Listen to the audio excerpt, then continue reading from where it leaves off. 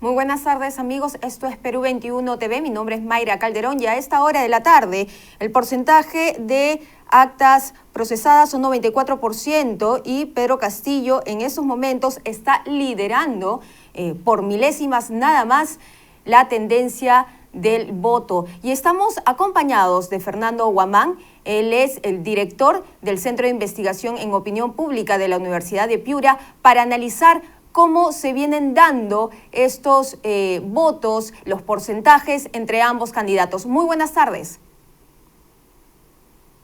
Mayra, ¿cómo estás? Muy buenas tardes. Encantado de estar contigo en tu programa en este día además tan importante para la patria. Efectivamente, tenemos un escenario que va cambiando de hora en hora, los porcentajes varían. Hemos tenido una señora Fujimori que estaba primero adelante en primer lugar, pues ahora el señor Castillo sube, habrá que esperar el conteo de votos del extranjero y me parece que esto se va a definir finalmente hasta el final, hasta que tengamos el 100% de los resultados de la OMPE, ¿no? Por lo tanto, me parece que la primera idea que hay que poner sobre la mesa en esta entrevista es mucha responsabilidad a los líderes políticos y a los aliados de esos líderes políticos o las personas que acompañan a los liderazgos políticos. Y estamos viendo en las redes sociales, por lo menos, llamamientos bastante irresponsables a población para proteger lo que podría ser un eventual fraude. Me parece que si es que nadie tiene las pruebas de que hay algún tipo de acción fraudulenta, pues me parece que no hay que hacer ningún tipo de llamamiento en ese sentido y esperar finalmente lo que diga la OMPE, ¿no? En segundo lugar, me parece a mí que hay que colocar una idea importante, no solamente a nivel de gente que analiza la opinión pública, sino también a nivel de medios de comunicación, es que al parecer tenemos un país dividido, pero la realidad no es que tenemos un país dividido. Me parece que este tipo de narrativas, discursos, no contribuyen a lo que se espera después de finalizado este proceso, que es finalmente la unión entre peruanos.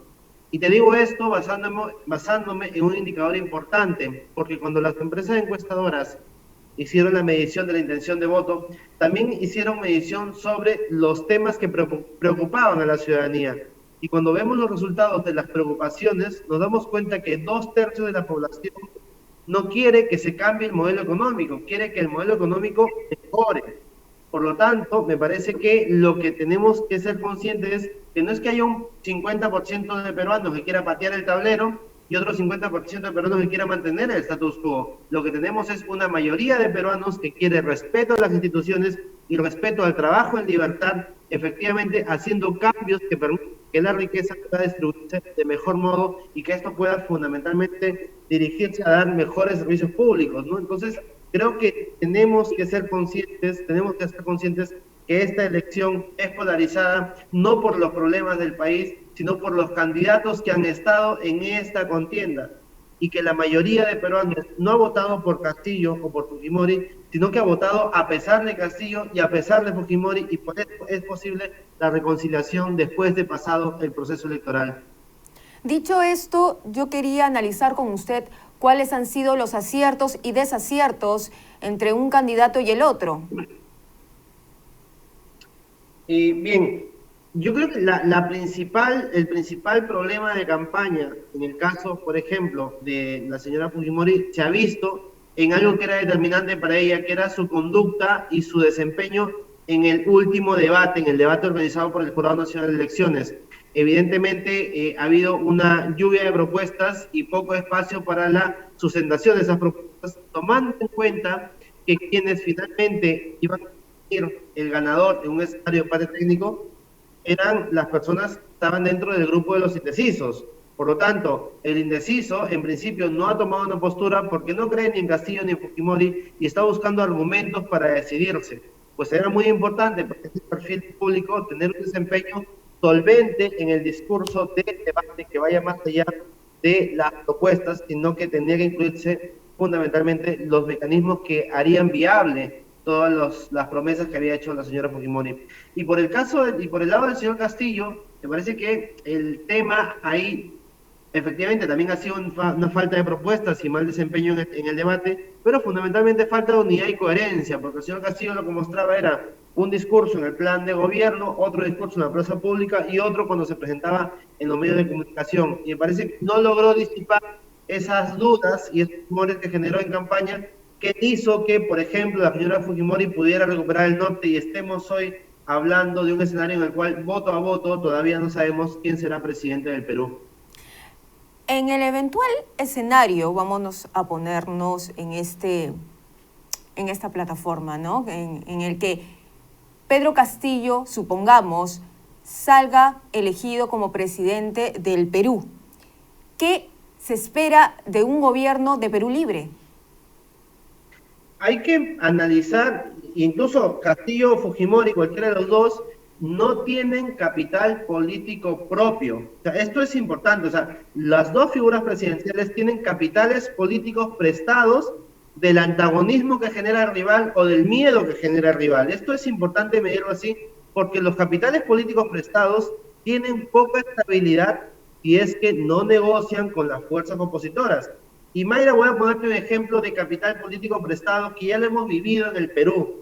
En el año 2013, cuando hubo la elección a la alcaldía de Lima y finalmente Susana Villarán fue alcaldesa, recordemos que ella es alcaldesa con los votos, ¿no?, de la indignación que había generado en cierta parte del electorado la exclusión del proceso de Alex Curi. Y Lourdes Flores, que iba a la cabeza, termina perdiendo la elección y Susana Villarán la gana con este apoyo popular de el candidato que finalmente sale del proceso. No son sus votantes, son votantes prestados. Y una persona sin capital político propio tiene que negociar, porque si lleva adelante solo su plan de gobierno y solamente su propuesta y solamente a su equipo, termina teniendo mucha desaprobación popular, y ya vimos lo que pasó con Susana Villarán. Tuvo que enfrentar a un proceso revocatorio donde casi pierde la alcaldía de Lima a mano justamente del clamor popular, ¿no? En este caso, el señor Castillo y la señora Fujimori tienen capitales políticos prestados, no son propios. Por lo tanto, en cualquiera de los dos escenarios hay que tender puentes.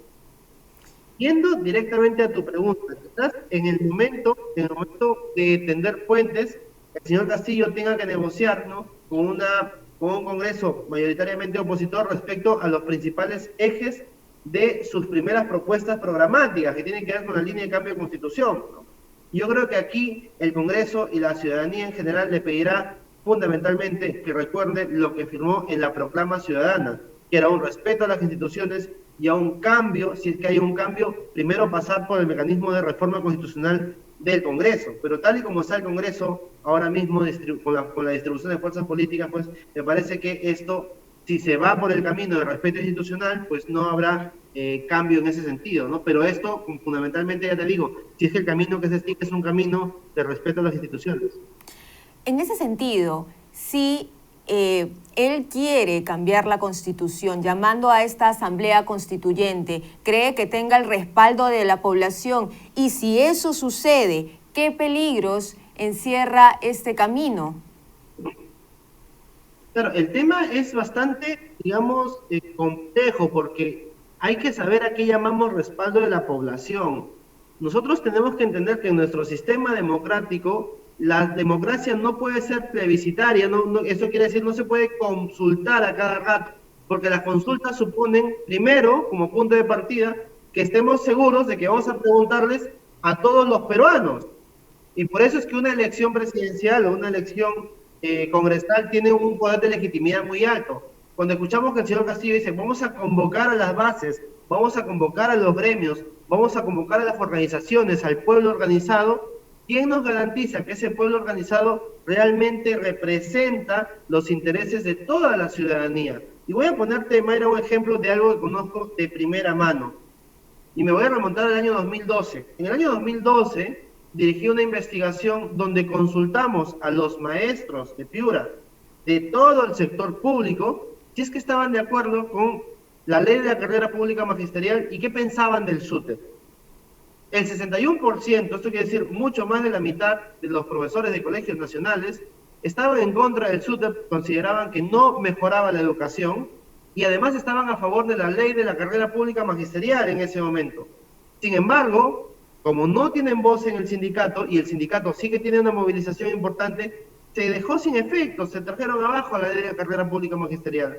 Y efectivamente es parte del pueblo organizado, pero no es todo el pueblo, y por lo tanto, si entramos en un sistema en el cual el señor Castillo va a asumir la dirección de de los poderes del Estado, bueno, el Poder Ejecutivo en concreto, tenemos que ser muy vigilantes porque, ojo, no podemos caer ni en tiranía de la mayoría, ni en tiranías de la minoría, sino que tenemos que ser muy vigilantes de que las instituciones garanticen que cada decisión que se toma desde el gobierno tiene que ser legítima para todos, porque el pueblo somos todos. No solamente es la sociedad organizada que tiene la posibilidad de manifestarse. Entonces me parece que aquí sí hay que ser contundente porque entramos ya en otro escenario. Ya no fue un escenario de especulación de campaña, sino que es un escenario en el cual ya con la asunción de poder tenemos conscientes que lo principal es el funcionamiento institucional.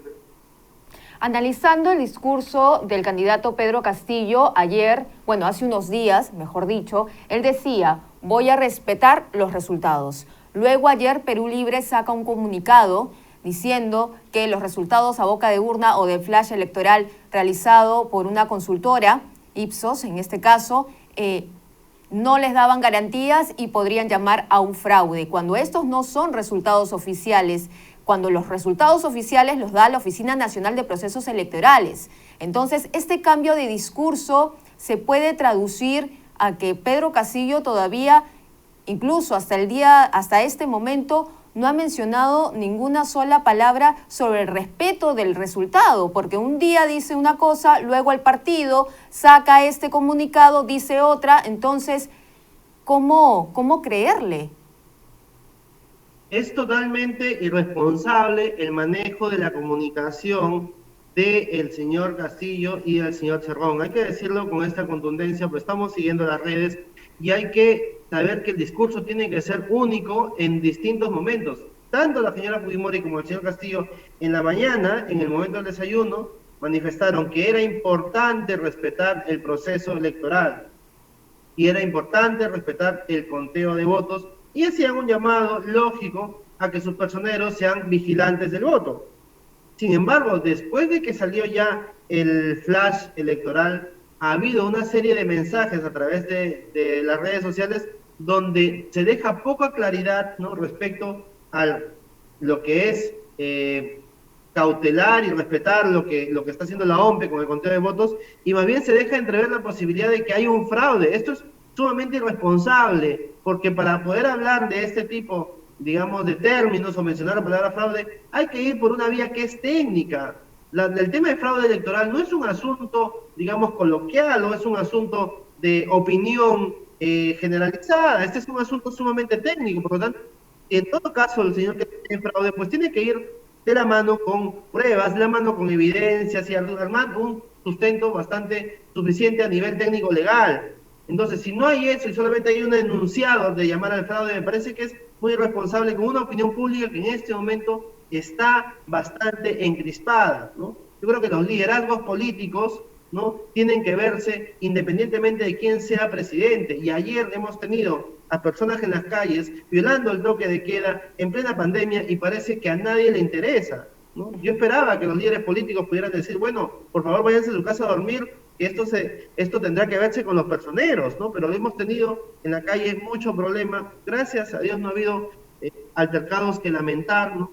Pero sí me parece que el liderazgo político no necesariamente tenemos que esperarlo a partir de una, digamos, investidura de poder, sino que ya como candidatos podemos esperar otro tipo de discurso. Muchísimas gracias, Fernando Guamán, por acompañarnos en este análisis hasta el momento de los resultados de la OMPE. Todavía falta analizar el voto extranjero y lo único que nos queda es esperar con tranquilidad y calma. Ok, Mayra, hasta una próxima oportunidad y como siempre encantado de estar contigo. Muchísimas gracias. Bien, entonces con este análisis es todo por el momento. Conmigo hasta otra oportunidad. Permiso.